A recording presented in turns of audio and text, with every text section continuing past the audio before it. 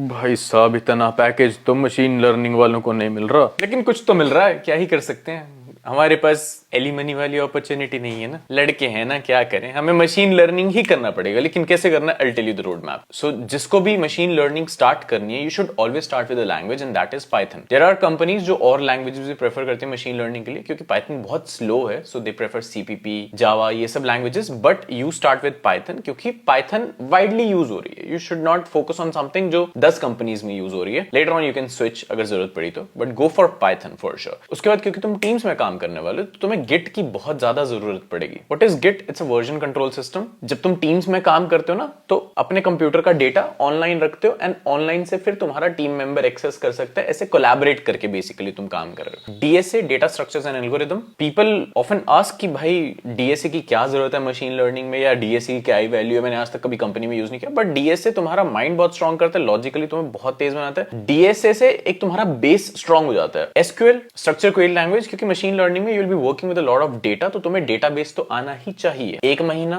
On SQL, एक हफ्ता on Git, 3-4 महीने on DSA. I am not saying उसके बाद छोड़ ही देना, फिर साथ साथ प्रैक्टिस चलती रहती है। आई थिंक 2 महीने ऑन पाइथन और 3 महीने पाइथन ढंग से कर लेना, क्योंकि पाइथन ही यूज होने वाली है। फिर उसके बाद फिर मैथ एंड स्टैट्स, इसमें लीनियर अलजेब्रा होगी, कैलकुलस हो गया, स्टैट्स हो गया, प्रोबेबिलिटी होगी, ये सब करना, क्योंकि यू वर्किंग विद डेटा। तो तुम्हें एल्गोरिदम्स अंडरस्टैंड करने में कि ये काम कैसे कर रहे हैं, उसके लिए इसकी बहुत जरूरत पड़ेगी। आई थिंक 2 महीने 3 महीने में हो जाएगी मैक्सिमम। उसके बाद libraries, because you won't be doing everything from scratch, libraries he use करने वाले हो। सो डेटा के साथ काम करने के लिए पांडास, नमपाई, मैटप्लॉटलिब। उसके बाद एमएल के जो एल्गोज होते हैं वो समझने हैं ऑफ कोर्स, क्योंकि you again working with something जो ऑलरेडी बनी हुई है चीजें। तो अगर तुम्हें चीजें समझ आती हैं तो it's too good. Otherwise direct framework के साथ भी काम कर सकते हो, that's not at all recommended, क्योंकि तुम्हें चीजें समझ आनी चाहिए कि ये काम कैसे कर रही है। कल को एक फ्रेमवर्क चला गया, दूसरा आ गया, डम हो जाओगे तुम। Supervise, unsupervised. अब फ्रेमवर्क्स कौन से यूज कर सकते हो? टेंसरफ्लो, पाइटॉर्च, स्काईकिट लर्निंग, यही मैक्सिमम यूज होते हैं अपने मॉडल्स को ट्रेन करने के लिए। तो and then NLP, computer vision, deep learning, इन सब के बारे में समझ लेना। Django, why? क्योंकि अब जो भी तुम चीजें बना रहे हो वो ऑफ कोर्स उनको यूजेबल भी बनाना है। Let's take an example of Facebook. When you click that button, you are a user, right? You only click that button, but behind the scenes क्या हो रहा है? बिहाइंड द सीन्स ये सब हो रहा है। लेकिन उसको यूजर तक पहुंचाने के लिए बूम, जैंगो। एंड डॉकर, अपने कोड को अच्छे से मैनेज करने के लिए, वैसे कंटेनराइजेशन बोलते हैं, बट अगर तुम बिगिनर हो समझ नहीं आएगा। सो अपने कोड को बेसिकली